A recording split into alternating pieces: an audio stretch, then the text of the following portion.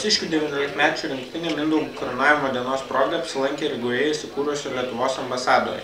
Į renginį ambasadoje nusprendė nuvykti ir Eurobasket LT kūrybinė grupė.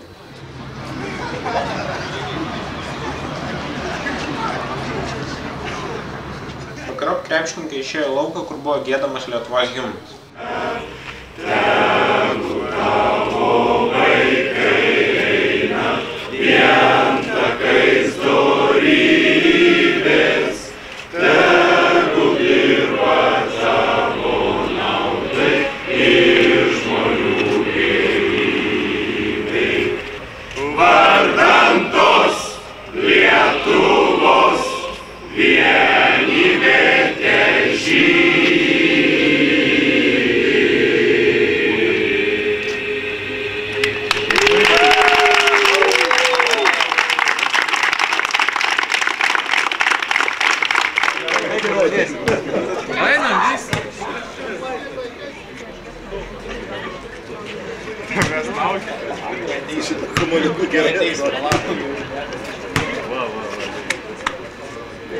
Didesnė.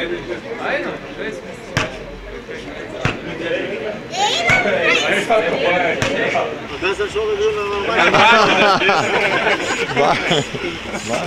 Žaidėjams renginys suteikė gerų emocijų. Ta Eurobasket LT patvirtino Jonas Valančiūnas ir Deividas Pukis. Tai kaip pats priėmimas? Labai smagu, tikrai labai smagu, kad taip šiltai priėmė mus ir nesitikėjau tokio šilto renginio, bet tikrai labai fainas renginys, patiko. Labai smagu iš tikrųjų. Tokie duoda prisiminti, nežinau, kaip čia pasakyti, bet suvienė visus, labai gerai iš tikrųjų, smagu čia.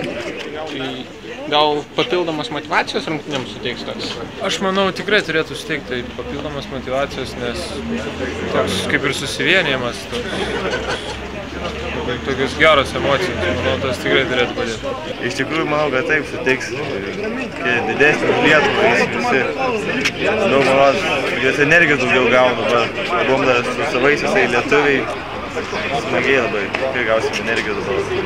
Rytoj laisvadienis, tai ką veiksim? Skirsim laiką turbūt mažų traumelių gydymui ir atsigavimui, poilsiui, kuo daugiau pailsėti, atsigauti, kad kuo šviežesni būtumėm penktadienį. Nežinau, turėsim treniruoti rytoj, turbūt važiuosim prie manęs pažiūrėti, kaip ten, kas.